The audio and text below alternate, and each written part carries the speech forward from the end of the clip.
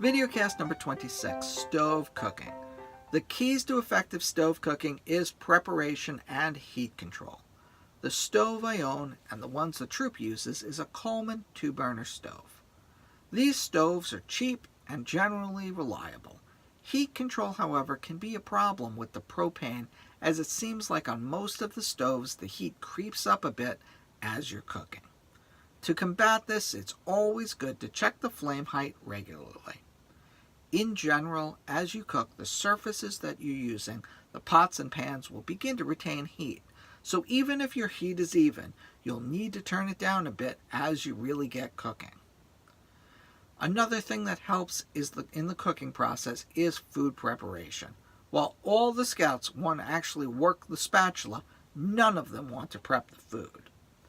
I'm a big proponent of prepping out your ingredients, and in some cases even cooking things prior to going on a camp out. Not only does this make cooking easier, but it also reduces the amount of space and waste you bring out with you. Even if you don't pre-cook the chicken for the stew you're making, you can easily cut it into the strips, chunks, or bits you need to cook it. Then wrap it in a combination of plastic wrap and aluminum foil.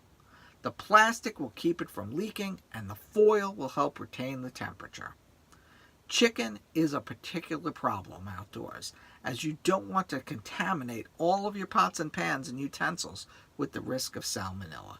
So, prepping in advance, or at least cutting it up, is desirable. But even other ingredients benefit from pre-portioning and preparation. If you're making a one-pot meal that requires 6 different spices, it's much easier to get a small Tupperware container or plastic baggie and make a spice bag, than taking 6 spice bottles out with you for the equivalent of a couple of ounces of material.